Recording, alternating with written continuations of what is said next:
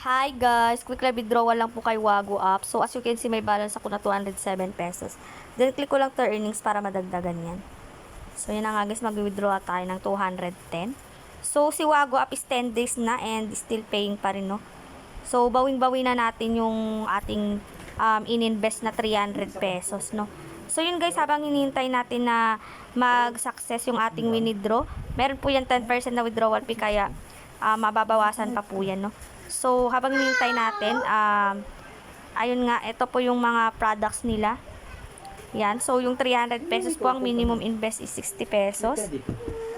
Tapos yung 700 pesos, 144 pesos ang daily income. Yung 1,500, 324 pesos ang daily income. Yung 3,000 pesos, 720 pesos ang daily income. Yung 5,000 pesos, 1,200 pesos. So ito si 5,000 pesos guys, kabubukas. So yun nga guys, no, bagong-bago lang itong 5,000 na product price nila, which is ang daily income is 1,200.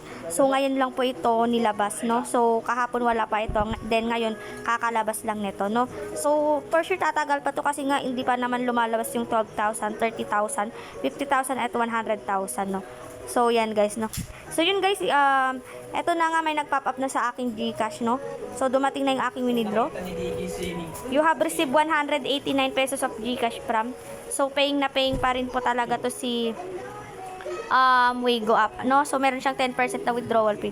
You have received 189 of GCash from, 210 yung ating withdraw. So yun lang guys, no, paldo na yung mga sumabay dito. Ilalagay ko na nga lang po sa pinned comment section ko yung aking link. And again guys, invest what you can afford to lose lang guys. And please subscribe to my channel for more videos and for more updates. Bye bye.